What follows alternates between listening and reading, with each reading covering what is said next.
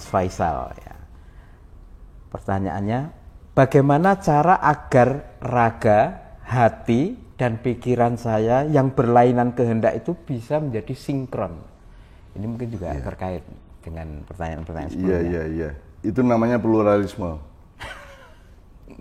Karena selama ini Anda menganggap pluralisme itu kan urusan masyarakat, negara, politik, demokrasi, dan seterusnya. Sesungguhnya setiap person, setiap orang itu plural dalam dirinya. Jadi seseorang itu singular, sebuah singularity. Di dalam singularity itu ada plurality. Jadi di dalam dirimu itu ada macam-macam. Orang Jawa kan sudah merumuskan misalnya ada sedulur papat lima pancer, karena dirimu itu ada 4 misalnya minimum ya. Misalnya Helmi sebagai sarjana, Helmi sebagai suami, Helmi sebagai orang ma'iyah, Helmi sebagai sebagai bapak rumah tangga, Helmi sebagai, itu kan minimum 4 lah, profesi, identitas agama, terus fungsi sosial dan lain sebagainya. Jadi, nah supaya pluralitas ini bermacam-macam, ini kan seperti tali, ini ada dari diri saya ada terulur tali keinginan politik, ada tali keinginan ekonomi, tali keinginan individual, ada keinginan kekeluargaan, ada keinginan macam-macam. Nah kata orang Jawa kan 5 pancer, nah pancernya itu Allah. Jadi ya sudah ini kita punya 4 kambing atau 5 kambing atau banyak kambing dalam diri kita, maka harus ada patokannya, tempat talinya diikatkan. Ya. Jadi tadi kan bagaimana menyingkronkan raga, hati, pikiran yang seringkali itu punya kehendak beda-beda.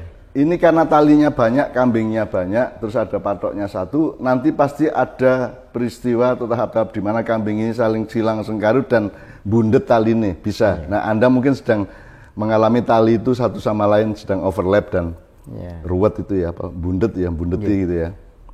Tapi itu biasa, hidup memang begitu, apa saja itu begitu.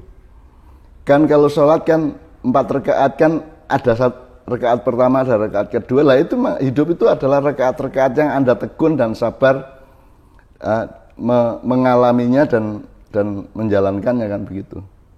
Ya enggak apa-apa. Nah, pluralitas atau pluralisme di dalam diri Anda itu kan ada pancernya. Nah, sekarang kita lokalisir, kamu apa yang bertentangan apa? Ini talinya yang keserimpet satu sama lainnya apa? Dilokalisir, dispesifikkan masalahmu itu apa, ya kan nanti akan terurai. Kamu akan punya ide untuk mengurai dan memberinya solusi, pasti itu.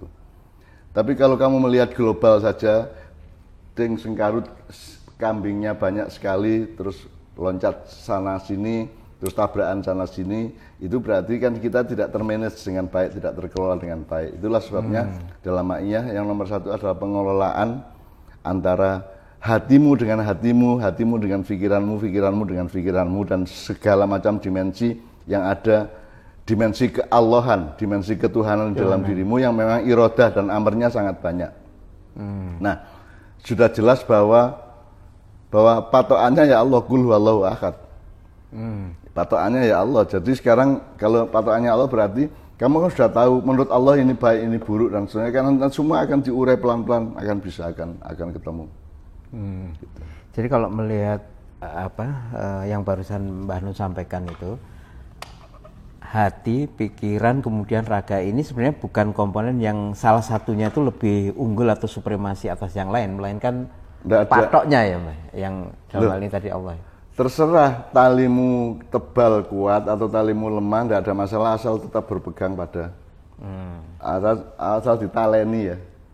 Jadi yang namanya iman dan takwa itu kan menaleni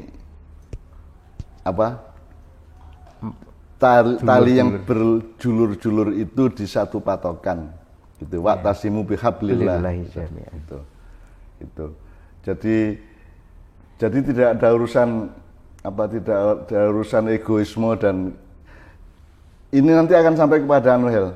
Nah, kamu itu mau cari yang enak apa cari yang baik? Kan gitu.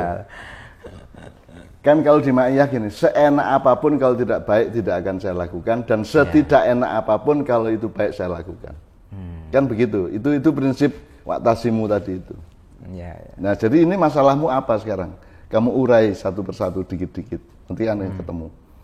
Karena tanpa belajar, tanpa pengajian, tanpa sekolah Islam pun Anda secara naluriah dan secara akal sejati Anda akan tahu ini baik, ini buruk, ini tepat, ini tidak tepat, insya Allah.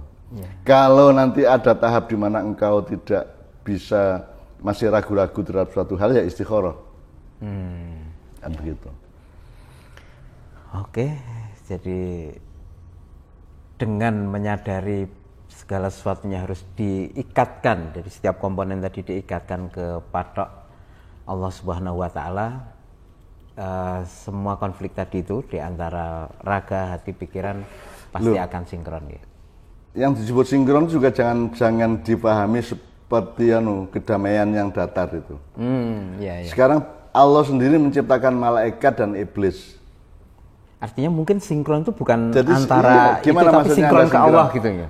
Lah iya, jadi sinkron itu pokoknya Anda wa'tasimu bihablillah. Kamu berpegang di tali Allah, bahwa kiri kanan ada malaikat, iblis, monggo. Sebab Allah sendiri yang bikin malaikat, terus bikin iblis, terus bikin Adam, terus iblis berontak gitu, dan seterusnya. Allah sendiri yang bikin. Jadi memang ternyata konsep dasar penciptaan manusia dan kehidupan ini adalah dialektika dan konflik. Maka manusia adalah wakil Allah yang paling utama, yang diberi alat untuk bisa mengelola dialektika dan konflik ini. Misalnya kalau tesis antitesis ada sintesis, kan gitu kan. Kalau barat dan timur, Allah sudah mengatakan tidak penting barat dan timur. Yang penting kau kepadaku adalah syarqiyah wala gharbiyah, kan gitu. Tapi kalau misalnya hati itu misalnya punya kecenderungan untuk seneng-seneng gitu, Mbah. Apakah itu perlu dipenuhi dalam kadar tertentu ataukah bagaimana? Tadi kan saya katakan kamu cari yang enak apa cari yang baik? Atau kamu cari yang kamu bahagia apa yang selamat? Karena kadang-kadang bahagia tidak selamat gitu. Kalau selamat secara keduniaan sering tidak bahagia. Ya. Tapi sekarang bahagia menurut Allah apa bahagia menurut kamu? Selamat pada konsep Allah atau selamat pada konsep manusia, kan begitu. Nah, makanya dalam pengelolaan pluralitas diri tadi itu kan kita tetap pedomannya 5 pancer tadi. Pedomannya adalah wa'tasimu bihablillah ahad. Jadi seneng banget terus terngiang-ngiang, termehek-mehek gitu ya. Itu kan sebenarnya kan diloncati aja itu. Itu cuma satu loncatan kok. Ngono wae. Gusti Allah sugih repot. Pokoknya endi sing kira-kira jodoh ya gue bismillah lah. Mulai tak takon Gusti Allah gitu aja. Amin ya Allah. Mudah-mudahan kalau jadi banyak orang yang termangu-mangu di depan satu keindahan yang kemudian dia ditaklukkan oleh halusinasi dan imajinasi dia mengenai keindahan atau kebesaran, kekayaan atau apapun. Yang kalau saya itu tak pencoloti gitu. Alah, aku menudok ya. Makanya saya pernah punya teka-teki, kalau kamu masuk hutan, pertanyaan pertama adalah kamu mempelajari hutan secara lengkap atau semua isinya, petanya, binatangnya, tanamannya, gundukan tanahnya, teksturnya atau bahaya-bahaya dan manfaat yang ada dalam hutan itu baru masuk, ataukah kamu masuk terus mempelajari? Kan itu kan ada di puisi saya dan banyak dialog. Kalau saya kan masuk, pokoknya aku bleng. Nah itu bedanya sama Sabrang. Kalau Sabrang kan mempelajari dulu semuanya, baru dia masuk pelan-pelan. Gitu.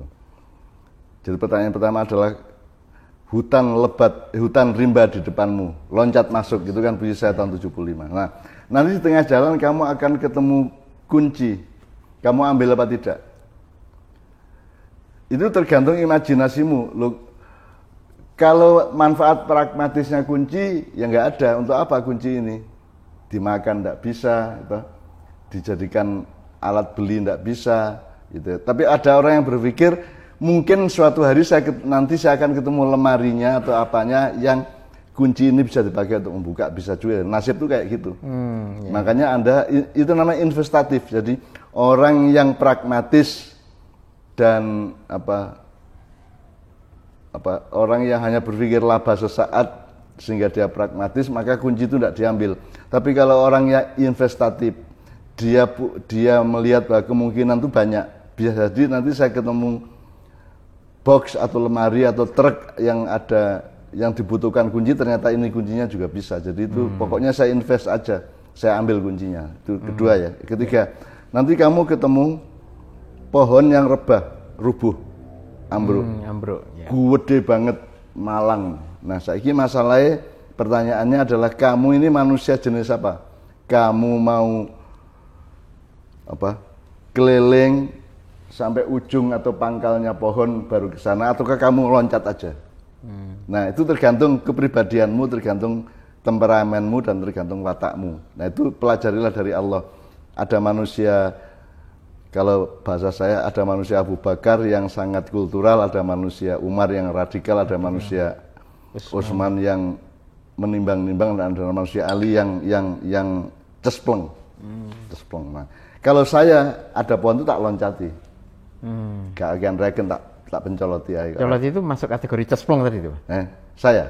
Ya. Aslinya saya aslinya begitu. Aslinya saya teroris.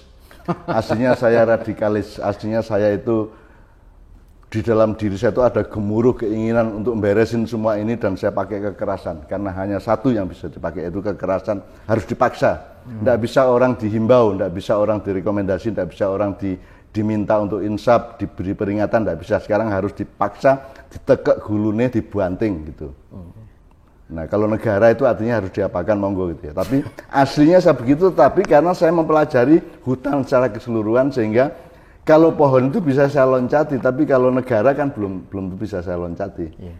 Makanya saya tidak melakukan apa-apa sebagaimana yang pernah saya lakukan di akhir tahun 2000, misalnya reformasi atau ketika Gus Dur atau siapapun, karena saya melihat hutan secara keseluruhan. Karena ada nanti pertanyaan keempat ya, ini tadi kan ketiga ya. Iya. Yang keempat itu, karena kamu lelah jalan di hutan, haus, capek, loyo, tiba-tiba ada danau. Nah, pertanyaannya adalah apa yang kamu lakukan setelah melihat ada danau? Nah, ada orang yang pokoknya langsung ambios, biur itu. Ada orang yang alhamdulillah ada danau, terus dia tetap berada pada jarak, terus dia minggir, terus sikile disentuh-sentuhkan ke pinggiran danau di air itu. Jadi ada tipe-tipe orang berbeda-beda. Saya kalau dalam soal danau, saya tipe orang yang kedua. Jadi saya tidak mungkin ambius biur, tidak mungkin. Wong saya sudah mendapatkan rahmat yang luar biasa dengan ada danau, kan wis cukup toh ya. Yeah. Bahwa saya memanfaatkannya harus dengan manajemen dan irama. Sehingga saya mungkin tak delok-delok sik, tak jemok-jemok sik banyune gitu. Saya tidak langsung ambius gitu. Nah, orang yang pada umumnya kan langsung ambiur gitu kan. Yeah. Langsung ambiur karena melampiaskan. Nah, saya kan sangat hati-hati, saya tidak mau hidup melampiaskan. Karena melampiaskan itu alatnya adalah nafsu. Sementara kalau Allah itu menyuruhnya melalui agama adalah mengendalikan atau menahan gitu kan. Ya. Makanya kita disuruh puasa Ramadan untuk latihan bahwa hidup itu menahan diri, hidup itu mengendalikan bukan melampiaskan gitu. Gitu ya, melebar-lebar sampai ya, sama ya. Terima kasih juga, mohon maaf ini tadi melebar karena saya juga numpang bertanya. Tapi insya Allah cukup dari yang panjang lebar tadi cukup jelas untuk Mas Faisal ya.